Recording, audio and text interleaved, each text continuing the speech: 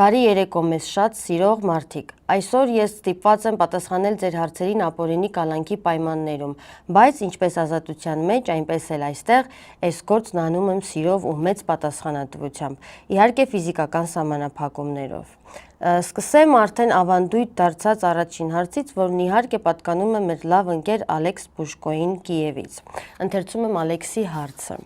Նարեկ ջան, ողջույններս, եղբայր ջան, ինչպես միշտ Կիևից։ Նարեկ ջան, մատներիդ ուժ, մտքիդ անսահման պայծառություն, եղբայրս։ Նարեկ ջան, մի հատ շատ կարճ հարց եմ ուզում տամ քեզ, բայց վստահ եմ դու շատ լավ կձևակերպես խորիմաստ պատասխան։ Նարեկ ջան, կա սենց մի ասացվածք, ուժեղ մարդն է կարում ներել։ Ախպեր ջան, սենց որ նայում ես չորս կողմդ քաղաքական դաշտում ու ոչ միայն։ Այդքան ուժ ոնց ես գտնելու։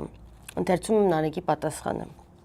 Ալեքս ջան, հուսով եմ լավ ու անվտանգ ես, շնորհակալ եմ հարցիդ համար, որովհետև հերթական կարևոր թեմային ես անդրադառնում, որտեղ ես ոչ ստանդարտ մոտեցում ունեմ։ Նախ սկսեմ նրանից, որ բնավ համաձայն չեմ, թե ուժեղ մարդն է կարում ներել։ Նմանատիպ կարգախոսի վերածված եւ իմաստության ակունքից բխող մոտեցումներն ավելի հաճախ թույլերի համար պատրվակ են իրենց անվճռականությունը թաքցնելու համար։ Ինձ համար նմանատիպ մոտեցումը նույնն է, որ քննիչը դեմքիս նայելով մի անգամ ասաց. «Գիտեմ, որ սխալ եմ անում, բայց ես չանեմ, ինձ կհանեն, ուրիշը կանի»։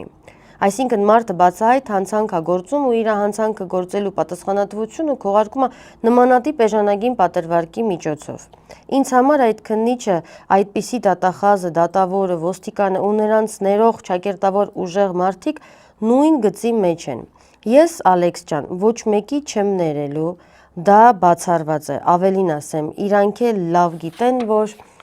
չեմ ներելու, բայց ես ոչ թե դրանց չեմ ներելու ինձ այդքան վնաս տալու համար, այլ նրա համար, որ ապագայում մյուսների հանդեպ էլ չանենեն ինչ արել են իմ ու իմ ընկերների հանդեպ։ Վատարարքը պետք է պատժվի, դրա համար է ստեղծված ժամանակակից արդարադատության համակարգը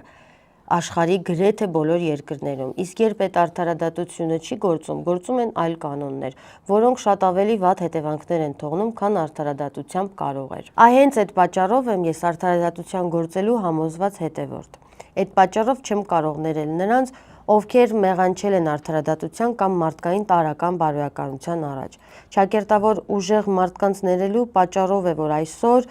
այս օրին ենք հասել։ Ես տենց ճակերտավոր ուժեղ մարդ չեմ եւ երբ օրը գա դրա մասին կիմանան բոլորը, ովքեր իրենց թույլ են տվել թե քաղաքական, թե իրավական դաշտում այլանդակություններ, բոլորը կանչվելու են պատասխանատվության անուն առ անուն։